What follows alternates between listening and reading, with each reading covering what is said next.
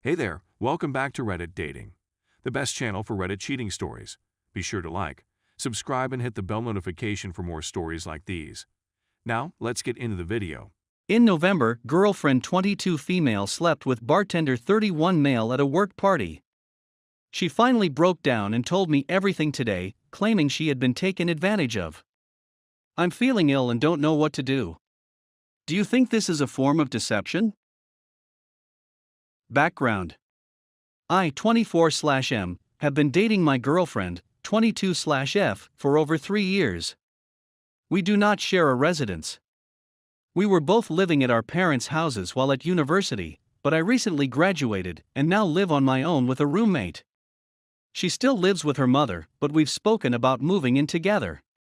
I work full-time in an office, and she attends classes while also working part-time in a restaurant. She started this employment in early November after being recommended by a friend. She complained that despite the fact that she was in a relationship, several male staff members persistently flirted with her and made inappropriate jokes. This includes the bartender, 31/M, at the restaurant. The workers held their annual Christmas party at the restaurant in late November, just a few weeks after she started. Because the restaurant is closed on Tuesday mornings, it was on a Monday night. My partner was also going to be house-sitting/dog sitting for a buddy later that week. She was required to feed the dog every day and was permitted to stay overnight if she so desired, starting Tuesday. We were discussing how we both felt it was hot to be at someone else's place, and how we planned to have a few wild nights when we had the chance. This is my side of the tale. The night of the party, I stayed at home. I was told it was strictly for staff, no significant others, and I had work in the morning, so I had no trouble staying in. I dropped off my girlfriend and texted her throughout the night. Around 11 p.m., I informed her I was going to bed and bid her good night. I was still awake for another hour or two, but based on her texts, she was fairly inebriated and having a regular conversation was tedious, so I didn't want to text any more. I texted her the next morning and didn't hear back until around 2 p.m. when she told me she was severely hungover and had slept the entire day. Despite the fact that her mother's house was just around the corner from the restaurant, she stated she chose to go to the dog-sitting house a day early because it was on the way to the bar where some people went after the party. The homeowners apparently left early Monday night. Later that night, we hung out and she showed me images from the party. I was offended when I realized that most folks had brought their significant partners. When I asked her about it, she stated that she didn't believe we were meant to be invited, and that I shouldn't have worried because I had work the next day anyway. We had a brief squabble, but nothing major. We were happy for the following few days, and on Thursday night I proposed we go over to the dog-sitting house together. She began acting strangely and stated that she didn't want to do that anymore, but that we could hang out at my house. We did that, watched some television, and I attempted to initiate. She declined, claiming that I was being too forceful, and then went home. I was frustrated since I didn't believe I had done anything wrong. More of the same for the next 2 weeks or so. No, which resulted in irritation and stupid arguments about little matters. She began her tests in mid/late December, and her stress level was through the sky.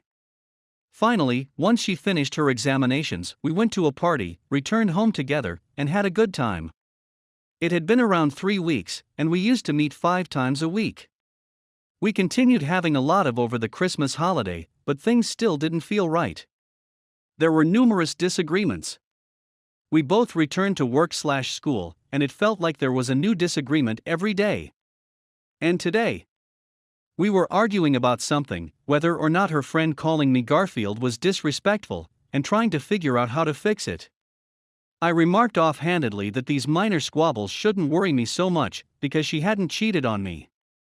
Then she burst into tears. She began sobbing and confessing that she had made a major mistake at the Christmas party. She stated she couldn't bear telling me and wanted to commit suicide. Her point of view. I forced her to tell me what happened when the tears stopped.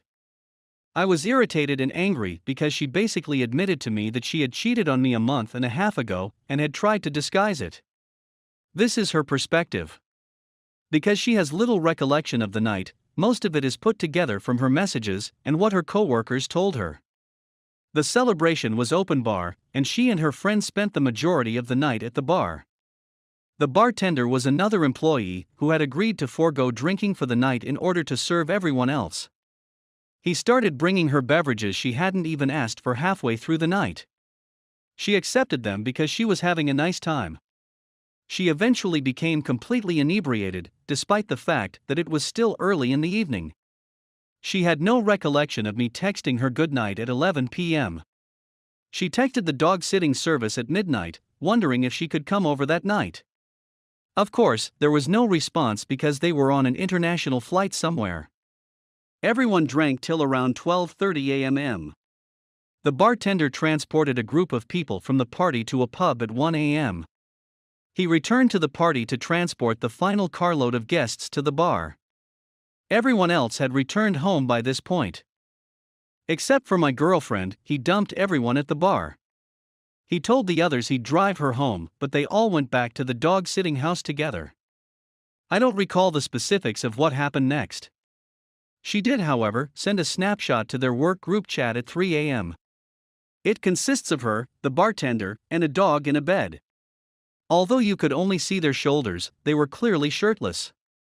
She added a remark that read, "I hope everyone has a great time." I'm sure we are. She claims she has no recollection of what happened. She awoke around lunchtime on Tuesday, astonished that she wasn't in her own bed. When she got up, the bartender wasn't there, and there was no sign of him. She assumed she had planned to go out to the bar later, which is why she requested to remain at the dog-sitting house rather than her own. She apparently didn't find out what had happened until Thursday, when she was speaking with a friend. She was shown the image she had sent, which had subsequently become buried in the group conversation. She still claims she has no recall of anything, and that she was terrified and didn't know what to do. That's why she refused to accompany me to that place, and why things between us became so strange. She claims she didn't want to inform me because she wanted to deny it to herself. There has been a lot of yelling and weeping since learning the truth today, and I'm currently home alone. These are my thoughts. First and foremost, I believe she was taken advantage of. She was completely inebriated, whereas the bartender was not, and significantly older. Her employees all agreed that the bartender informed them he was dropping her off at home and feeding her free drinks all night. I also feel she didn't recall it at first because there was a noticeable mood shift on Thursday, which corresponds to when she stated she found out. However, even if she was drunk, I can't help but think she was willing. I'm hurt, and it feels like I've been dumped. It's not like the bartender dragged her home and abused her. She worked out how to find a spot to go with him and appeared really happy in the photo. Why does it still feel like a ruse? I was told I wasn't invited to the party since everyone else brought their significant others. She had access to the dog-sitting house a day earlier than I had anticipated. She'd brought the key to the dog-sitting house to her work party, despite the fact that it was immediately next to her mother's house. The bartender has been openly flirting with her for weeks. She didn't tell me what happened for nearly a month and had planned to keep it a secret for the rest of her life. In rage, I told her that if this wasn't cheating, she'd been assaulted. And that if we don't press charges, we need to make sure the bartender loses his job. She sobbed once again and refused to do either. She isn't willing to report him for anything and can't prove she didn't want it because she can't remember the night. What are your thoughts? I'm an emotional wreck right now, and I'm finding it difficult to be sensible. Do I need to set my emotions aside and sympathize with her as a victim? Or is she a liar? Before this, everything was okay, and I had hoped to spend the rest of my life with this girl. Update. I spoke with her again today and told her that there were too many coincidences that made it appear as though she planned it. I told her I needed some time to think about it, but I didn't think I'd be able to get over it. I know that drawing this out is probably not the greatest way to manage anything, but when you're the one involved in a situation like this, reasoning goes out the window. There are, however, a few updates worth highlighting. We looked at the photo again, and it appears that the bartender took it. She only sent 2 coherent messages after I said goodnight, one to the homeowners and one in the group chat with the photo. During this time, she sent a couple other stupid texts to a non-work friend. She gave me an earlier message in which her friend stated that the party was strictly for staff. She said she had only messaged the bartender through the work group chat. She gave me his unaccepted Facebook and Snapchat invites and claimed she didn't even have his phone number. She was willing to let me use a recovery program to establish they had never messaged, but I declined. She'd been carrying the key on her keychain since she got it from the homeowners, like a week in advance. She is so certain of this that she was examining images she took of her odometer reaching 100,000 miles to see if her keys were visible, but there was no confirmation. She stated that she was willing to report the bartender to work for harassment, but she was still hesitant to seek charges. She still went ahead with it and kept it a secret from me, so even if her narrative is absolutely true, I'm not sure I can move on. Update 1. I've decided to stand with my partner and support her while we work through this. I'm not going to pretend that everything is good, and I'm not going to promise that we'll get through this. To be honest, I don't think we will. But we've been together for 3 years, and I believe her when she tells me what happened. Even though she didn't manage everything appropriately that night, I believe she is a victim. I'm going to be there for her and attempt to figure out the whole story. I've read every single remark on this page. I was responding to many people with information in these updates, but there are way too many people to answer to. The majority of the top comments were made early on and are eager to tell me to break up. Whether you read the rest, you'll notice that they're probably split 60/40ths on whether she set it all up or if she was assaulted.